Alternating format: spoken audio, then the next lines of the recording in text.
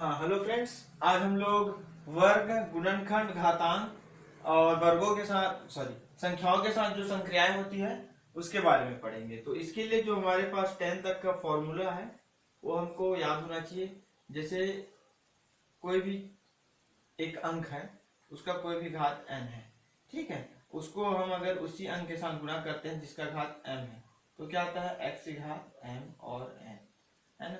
और अगर इसको हम ऐसा करते हैं x की घात m है, n है, उसको हम किसी ऐसी संख्या के साथ भाग देते हैं x के साथ m है, तो फिर ये क्या होता है, ये m प्लस n होगा, है।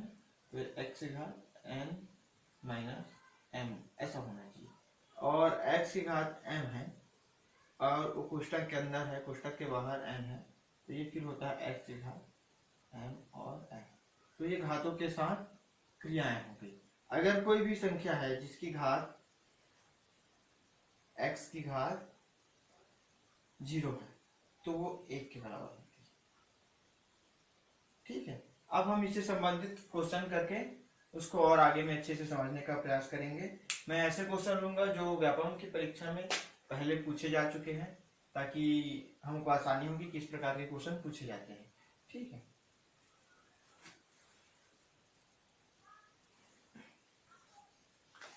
जैसे एक क्वेश्चन आया हुआ है कि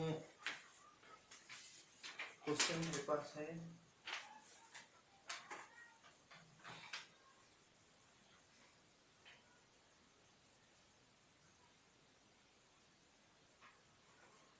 वर्ग का मतलब होता है कि अगर किसी की घात 2 है तो इसको हम बोलते हैं x का वर्ग, इसको हम क्या बोलेंगे, x का वर्ग।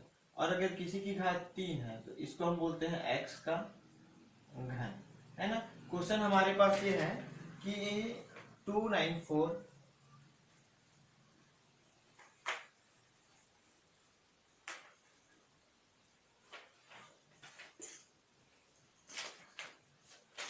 क्वेश्चन हमारे पास ये है कि 294 को छोटी से छोटी किस संख्या से गुणा किया जाए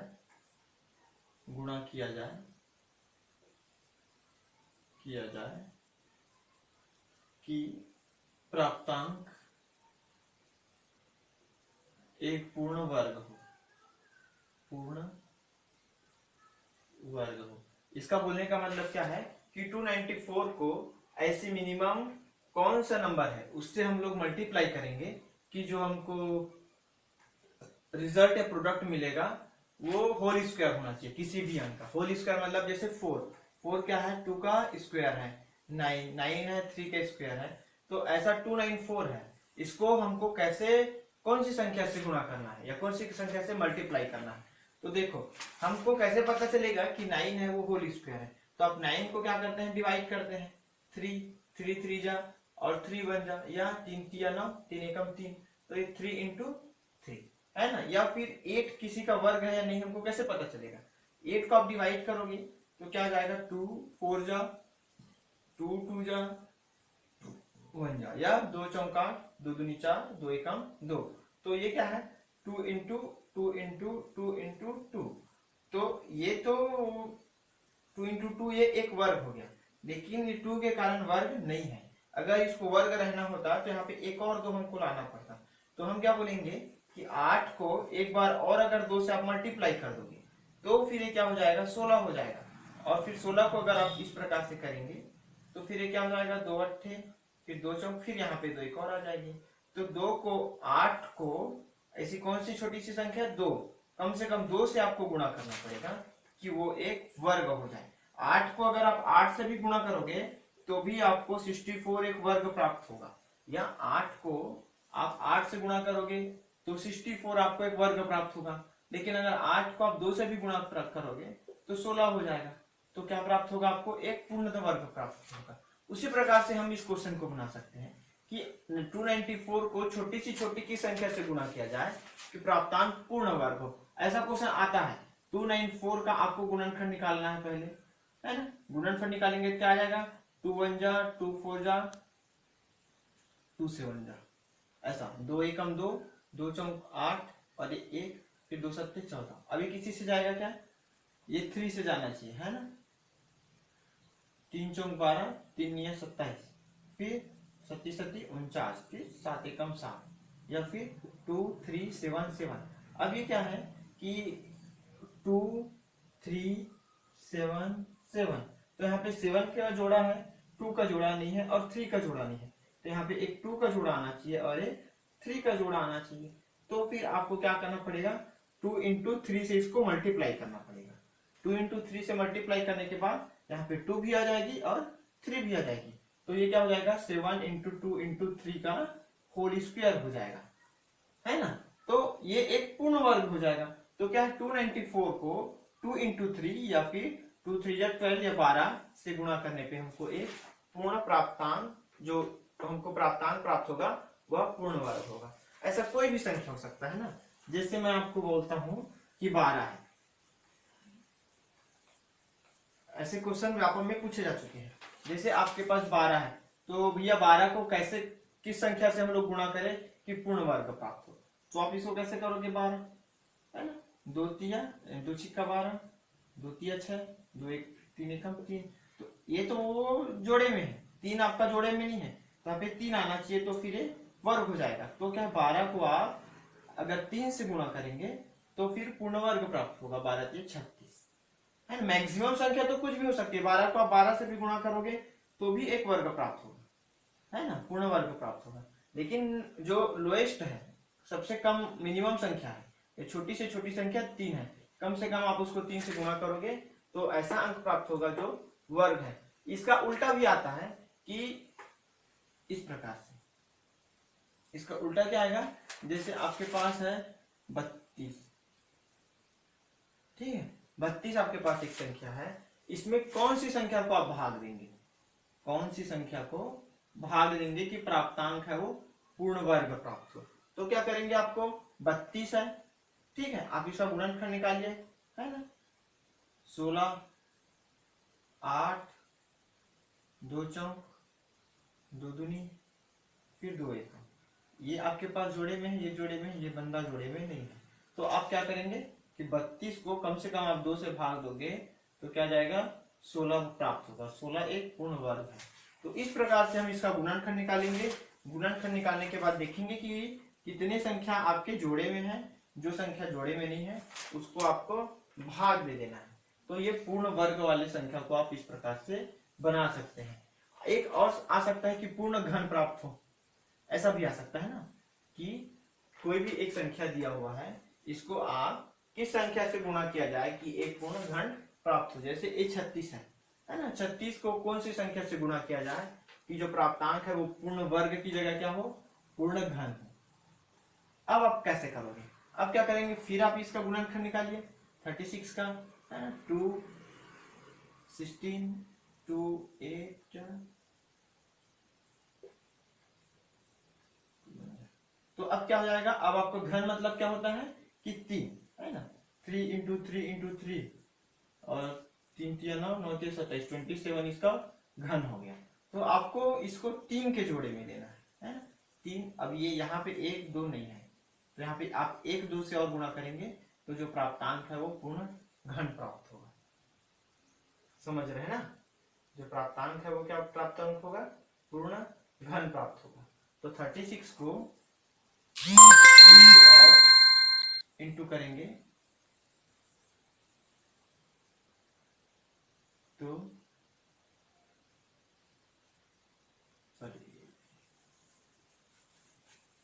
सॉरी 36 को मैं 32 करके बना दिया है, 2 एकम 2 अट्ठे 16, है ना, 2 नी 18, 3 तिया 9 3 तिया 9।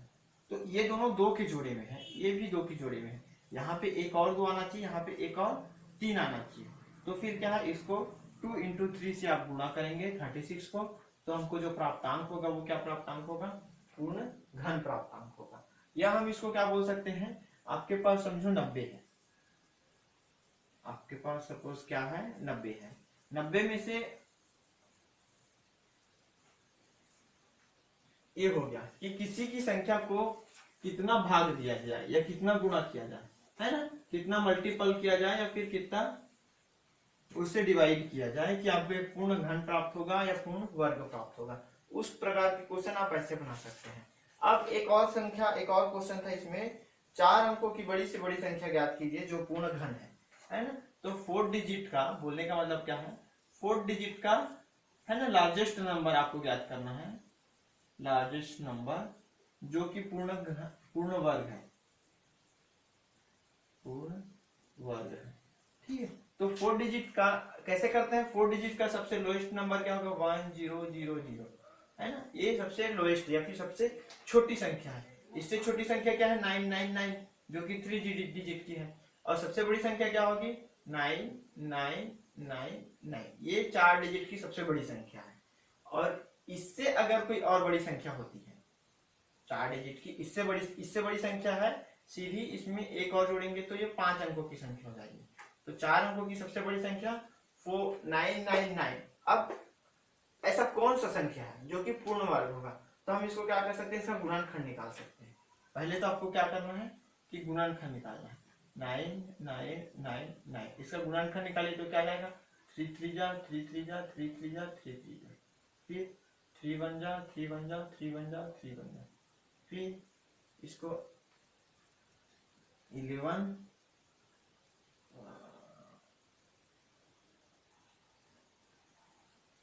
11 1 जा, फिर 11 0 जा, फिर 11 मतलब 11 एकम 11 0, ठीक है।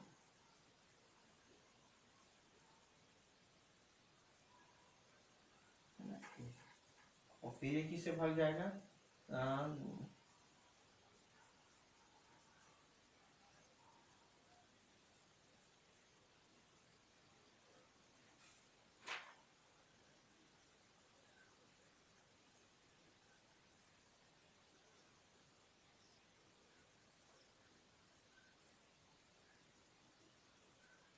ठीक है।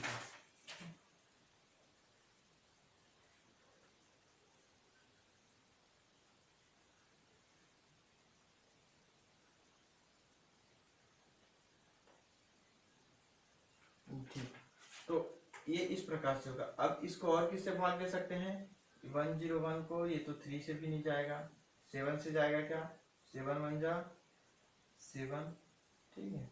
तो यहाँ पे 3, 7 से भी नहीं जाना है, ये किससे जाएगा, 101 से ही जाएगा, इतना। तो ये पूर्ण वर्ग कैसे होगा, 3 का तो ये पूर्ण वर्ग हो गया है ना, इसका नहीं है और इसका नहीं है, तो इसमें से आप दोनों संख्या को जो घटाएंगे या डिवाइड करेंगे तो जो भी संख्या आएगी वो क्या हो जाएगा, इसका पूर्ण घन प्राप्त होगा, है ना। फिर है एक और इसमें है क्वेश्चन है, जैसे कि 12 के वर्ग से 12 के घन से 22 का वर्ग को घटाया जाए। तो ये है 12 के वर्ग से, है ना, 22 के, सॉरी 12 के घन से है, 12 के घन से 22 के वर्ग को घटाया जाए, घटाया जाए तो 12 का घन क्या हो जाएगा, 12 इंटू 12 इंटू 12, है ना। और उसमें से 22 के वर्ग को घटाना है, 20 इंटू 20। 12 का घन क्या हो जाएगा, 12 12 में 144, है ना। और ये 12 है ना, 12 चौक 48 का 8 4, 12 चौक 48, 48 और 4 52 का 2, 5 12 कम 12, 12 5 17, है ना। और इसको क्या हो जाएगा, 22 चौक 44 का 4, और फिर 4 22 चौक 44, 44 और 4 48, इस प्रकार से। तो फिर क्या आएगा, 4, है ना, ये 4 6 में से जाएगा 2 1 2 4 4, तो ये आपका आंसर आना चाहिए इस प्रकार से। और फिर इसमें एक क्वेश्चन है,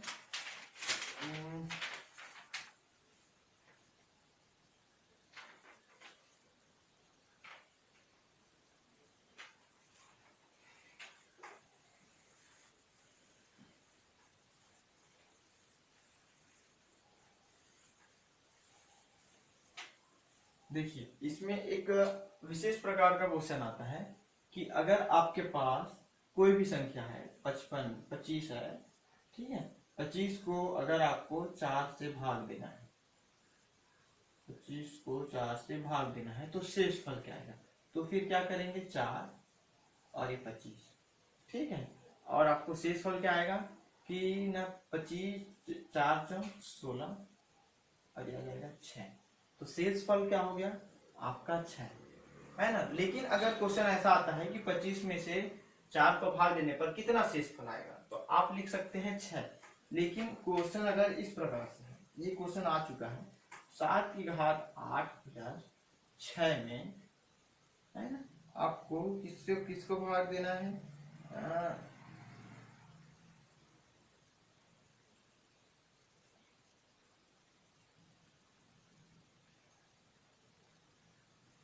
4 से भाग देना है को 6 से भाग देना है, आपको 6 से भाग देना है। अब ये क्वेश्चन बहुत ज्यादा कंफ्यूज करने के लिए कि 7 की घात 8 है प्लस 6 है, इस संख्या को 6 से भाग देना है, तो शेषफल क्या प्राप्त होगा, शेषफल क्या प्राप्त होगा। अब देखो जैसे x है, x प्लस 6 है, इसको अगर हम 6 से भाग देंगे तो क्या प्राप्त होगा, इसको अगर हम 6 से भाग देंगे तो ये 6 तो कम से कम भाग चला जाएगा, है ना। जैसे ये क्या 6 प्लस 1 है तो क्या हो गया 7, तो 7 को अगर हम 6 से भाग देंगे तो क्या प्राप्त होगा, है ना, 6 एकम 6 1, तो 6 तो चला गया भाग, 1 नहीं गया। तो अगर ये x अभाज्य संख्या है और इसको हम भाग देते हैं तो कम से कम हमको क्या प्राप्त होगा, 6 तो प्राप्त होगा ही होगा, सॉरी 6 तो भाग चला जाएगा, हमको शेषफल हो सके तो x है वो प्राप्त हो सकता है ना। तो इसमें देखो अगर आप इसको 6 से भाग देंगे, इसको अगर आप 6 से भाग देंगे तो 6 तो भाग चला जाएगा। अब मेन है कि 7 की घात 8 से अगर भाग देंगे तो फिर क्या जाना चाहिए, तो देखो 7 को अगर आप 6 से भाग देंगे तो फिर क्या जाएगा, 6 एकम 6 1 आएगा। तो 7 चाहे कितने बार भी, ठीक है, इसमें भी 1 आएगा उसमें भी 1 आएगा, तो चाहे जैसे आप 49 कर लो ना, 49 को आप 6 से भाग देंगे तो फिर क्या आएगा, 6 6 छिक्का 36 6 सत्ते 42 6 अट्ठे 48 1, यानी 7 से भाग देंगे तो भी 1 आएगा और 7 की घात 2 से भाग देंगे तो भी 1 आएगा, अगर ये 7 की घात 3 होता तो भी 1 आता। तो 6 तो चला जाएगा और ये 7 है और 6 है, तो 6 को 7 से भाग देने पे 1 आ रहा है, इसीलिए इसका आंसर क्या होगा 1 होगा। कि इस प्रकार के क्वेश्चन को हमको ये देखना है कि इस प्रकार से बनेगा, और अगर ये इस प्रकार से नहीं बनता तो कैसे बनता, तो इसका आंसर क्या आना चाहिए, इसका आंसर आना चाहिए 1, इसका आंसर क्या आएगा 1। लेकिन अगर यही क्वेश्चन इस प्रकार से है 7 है, अच्छा ये सम संख्या में है तो होगा, अगर ये विषम संख्या में होता तो फिर ये अलग बात होती। जैसे 7 है, जैसे मैं बोल रहा हूँ आपको ना 4 को ले लो, ठीक है, 3 को ले लो आप, है ना, 3 को हम 2 से भाग देते हैं तो क्या आता है 2 एकम 2 एकम 1, है ना।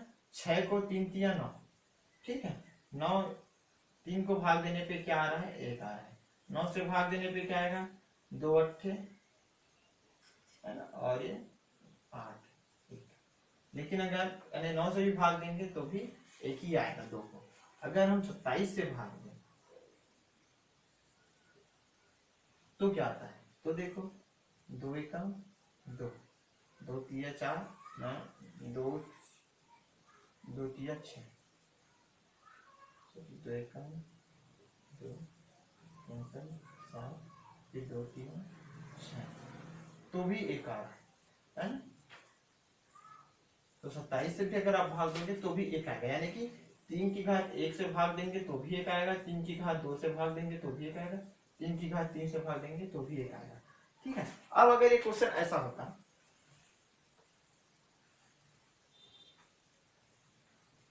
जैसे यहाँ पे इसी प्रकार का एक क्वेश्चन है, क्या नहीं है, लेकिन इसको आप ऐसा समझो 10 की घात 7 की घात 8 है, 7 की घात 8 है प्लस 4 है ना। अगर इसको आपको किससे भाग देना है, 6 से भाग देना है, 6 से भाग देना है तो फिर कितना आएगा, तो देखो 7 की घात 8 है, इसको आपको 7 को अगर आप 6 से भाग देंगे, सॉरी अगर x प्लस 4 है इसको आपको 6 से भाग देना है और x अविभाज्य संख्या है तो x तो आएगा ही आएगा शेषफल, है ना। आपका 4 भी शेषफल आएगा, समझ रहे ना। जैसे 3 है तो और 4 है तो 4 तो शेषफल आना ही है क्योंकि 4 है, 6 से भाग नहीं जाएगा। और यहाँ पे 6 है वो 7 से भाग जाने पे 7 से अगर आप 6 को भाग देंगे तो 6 कम 6, एक आपके पास शेषफल आ रहा है और 4 भी आपका शेषफल ही है क्योंकि 4 है, 6 से छोटी संख्या है तो 4 और 5। तो आपके पास अब शेषफल कितना प्राप्त होगा, इससे भाग देंगे तो शेषफल 1 प्राप्त होगा और पहले से 4 है तो आपके पास शेषफल 5 प्राप्त होगा। और अगर ये पहले से 5 होता, ठीक है, यानी कि अगर क्वेश्चन क्या हो गया 7 की घात 8 प्लस 4 से 6 को भाग देंगे तो 5 आंसर आएगा शेषफल का। लेकिन अगर सेम चीज को 7 की घात 8 है और बटे 6 है और ये प्लस 5 है तो 5 पहले से है, 6 को आप इससे भाग दे रहे हैं तो 1 आ रहा है शेषफल, 5 और 1 कितना हो गया 6 है तो 6 भी भाग चला जाएगा तो यहाँ पे शेषफल 0 होगा। प्रैक्टिस करने की जरूरत है, बार बार अगर आप ऐसे क्वेश्चन को प्रैक्टिस करेंगे तो आंसर आपका अच्छा आएगा। फिर उसके बाद है क्वेश्चन मैं आपको और बता देता हूं।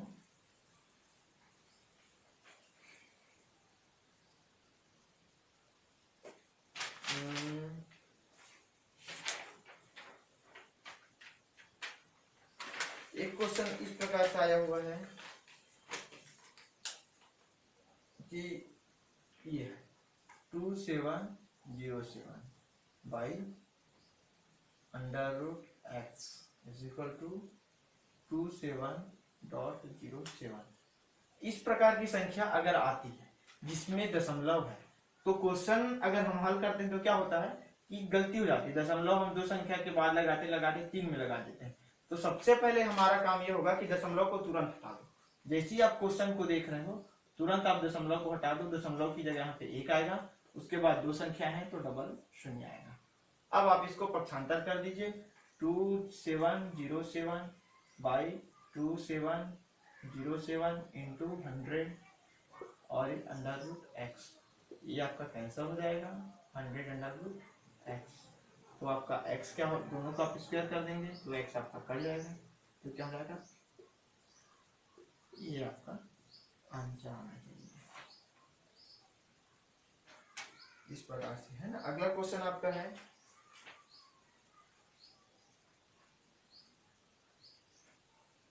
अगला क्वेश्चन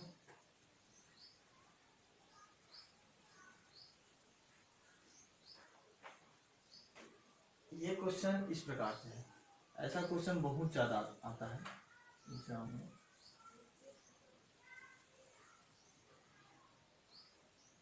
ये आपका 10 हो गया, ये 25 हो गया प्लस ये आपका क्या हो जाएगा, ये 121 हो गया, है ना। हमको जब क्वेश्चन हम सॉल्व करने बैठते हैं तो कम से कम 2 से लेके 15 तक के जितनी भी संख्या है उसका वर्ग हमको याद होना चाहिए। 2 का वर्ग 4 होगा, 3 का वर्ग 9 होगा, 4 का वर्ग 16 होगा, 5 का 25 होगा, 6 का 36 होगा, 7 का 49 होगा, 8 का 64 होगा, 9 का 81 होगा, 10 का 100 होगा, 11 का 121 होगा, 12 का 144 होगा, ठीक है, 13 का 169 होगा। इस प्रकार से हमको याद रखना चाहिए। अगर याद भी नहीं है तो आप इसको गुणनखंड निकालेंगे। अच्छा, इस प्रकार की संख्याओं को हम क्या करते हैं, शुरू से सॉल्व नहीं किया जाता, पीछे से सॉल्व किया जाता है। इसको हम पीछे से सॉल्व करेंगे तो बहुत जल्दी होगा। मैं बना रहा हूं तो धीरे धीरे बनाऊंगा, लेकिन अगर आप इसको 2 बार 4 बार इस प्रकार के क्वेश्चन को प्रैक्टिस करेंगे तो ये बहुत जल्दी बनता है। इसको अगर आप ऐसे करेंगे तो ये क्या है, ये तो 11 का वर्ग है तो 11 हो जाएगा प्लस 25, ठीक है, और 10 प्लस, अब ये 11 और 25 क्या होते हैं 10, 5 और 1 6, 2 और 1 3, √36, तो √36 क्या है, ये तो 6 का है,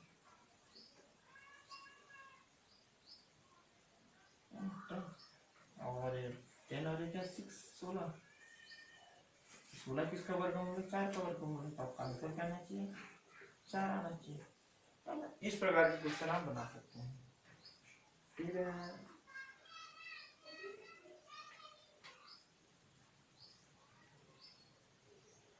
ये क्वेश्चन आया हुआ है, इसको मेरे को मैसेज भी आया था, ये जो क्वेश्चन है।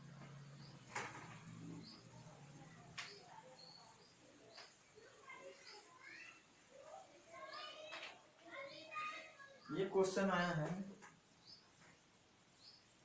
144 की घात 0.5 इंटू 2 की घात 0।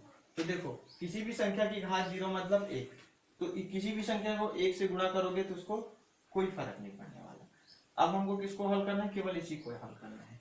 अब इसको हल कैसे करेंगे कि 10 की घात 144 है, 5 है, तो 5/10 कर सकते हैं इसको। ठीक है, मतलब दशमलव की जगह 1 ले लिए, उसके बाद एक संख्या तो 0। अब ये क्या हो जाएगा? इसको क्या कर सकते हैं? 12 में 144, तो 12 का वर्ग इंटू 5/10, तो 2 एकम 2 पंचे, तो फिर क्या हो जाएगा? 12 की घात 5 एकम 5 एकम, तो आंसर आपका क्या हो जाएगा? 12। तो इस प्रकार से क्वेश्चन को थोड़ा सा दिमाग लगाने की जरूरत है, कि सभी क्वेश्चन बहुत आसानी से बनते हैं, चाहे वो कैसा भी नहीं। फिर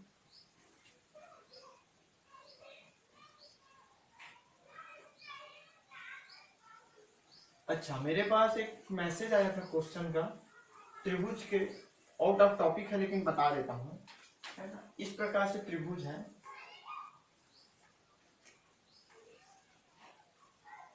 आपका ये वाला कोण ए है, और आपका ये वाला कोण बी है, और आपका ये वाला कोण सी है। तो क्वेश्चन ये था ए प्लस बी प्लस सी कितना होगा, है ना। तो हम इसको ऐसे कर सकते हैं कि अगर त्रिभुज का तीनों कोण x, y और z है, ठीक है, तो क्या होता है कि ये एक गोला बन गया। यानी अगर इस प्रकार से गोला बनता है, इस प्रकार से पूरा वृत्त बनता है, तो क्या होता है? ये 360 डिग्री का हो गया है, यानी कि y प्लस बी या फिर x plus A is equal to 360, है ना। और उसी तरह से y plus B is equal to 360, उसी प्रकार से z plus C is equal to 360। ठीक है, तो आप इन तीनों को जोड़िए, जोड़ने के बाद क्या आएगा? x plus y plus z plus a plus B plus c, है ना। और इसको जोड़िए, 6 6 12, 6 के 18 का 8, हासिल आया 1, 3 के 9 और 1 10, इस प्रकार से। और क्या हो जाएगा? हमको निकालना क्या है? ए प्लस बी प्लस सी, और एक्स वाई जेड त्रिभुज के तीनों कोणों का योग 180 होता है, plus a plus B plus सी 1080। ठीक, तो फिर ये क्या हो जाएगा कि a प्लस बी प्लस सी क्या हो जाएगा? इससे 180 माइनस कर दो, है ना। पक्षांतर कर देंगे तो फिर क्या हो जाएगा? 0 0 10 में से 9, तो आपका आंसर क्या हो जाएगा? 900 डिग्री। ये आपका आंसर हो जाएगा। तो ये आउट ऑफ सिलेबस है, मैसेज आया था तो फिर बताना पड़ा। एक और मेरे पास आया था कि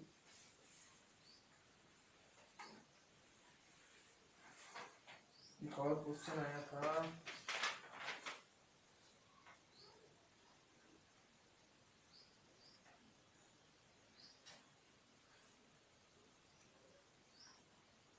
इसमें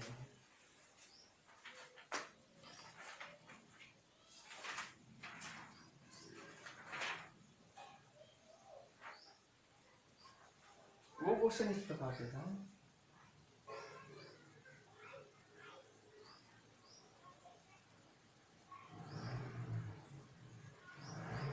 अगर ये वाला एक कोण है, आपके पास ये एक कोण है, और आपके पास ये एक, ये अगर x है और ये अगर a और ये अगर b है, तो आपको इसको निकालना है।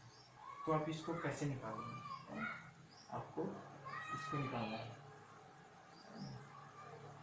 ये आपका समझो p है, ये c है, या ये आपका b है, समझो ये आपका a है, और ये आपका b है, और ये आपका c है ना। तो आपको a को फाइंड आउट करना है, तो आप कैसे फाइंड आउट करेंगे? आप इसको ना इस प्रकार से फाइंड आउट कर सकते हैं, इस प्रकार से फाइंड आउट कर सकते हैं, ठीक है ना। और इसको आगे बढ़ा दीजिए। अब देखो ये एक त्रिभुज हो गया है ना, अगर ये वाला कोण आपका और ये एक त्रिभुज हो गया, ठीक है। तो अगर ये आपका एक त्रिभुज हो गया जिसमें ए है ना, और ये अगर x है तो ये वाला क्या हो जाएगा 180 माइनस एक्स हो जाएगा, ठीक है। ये आपका x कोण है तो ये वाला कोण क्या हो जाएगा 180 माइनस एक्स हो जाएगा, है ना, क्योंकि एक सीधी रेखा है। ये वाला कोण आपका x है तो क्या हो जाएगा 180 माइनस एक्स हो जाएगा। तो वही ये आपका x है तो ये 180 माइनस एक्स हो जाएगा। और ये वाला कोण को अगर आप ना p मानते हो तो फिर क्या हो जाएगा a plus B plus sorry a, तो ये तीनों कोण का योग 180 हो जाएगा। तो क्या हो जाएगा b plus 180 minus X plus p equal to क्या हो जाएगा 180, ठीक है। 180 एक 180 इधर, तो आपका p क्या हो जाएगा x आपका इधर गया माइनस और प्लस हो जाएगा b x माइनस b, तो ये p आपका क्या हो जाएगा x माइनस b, है ना। और x माइनस बी है वो दोनों अंतःकोणों के योग के बराबर होता है।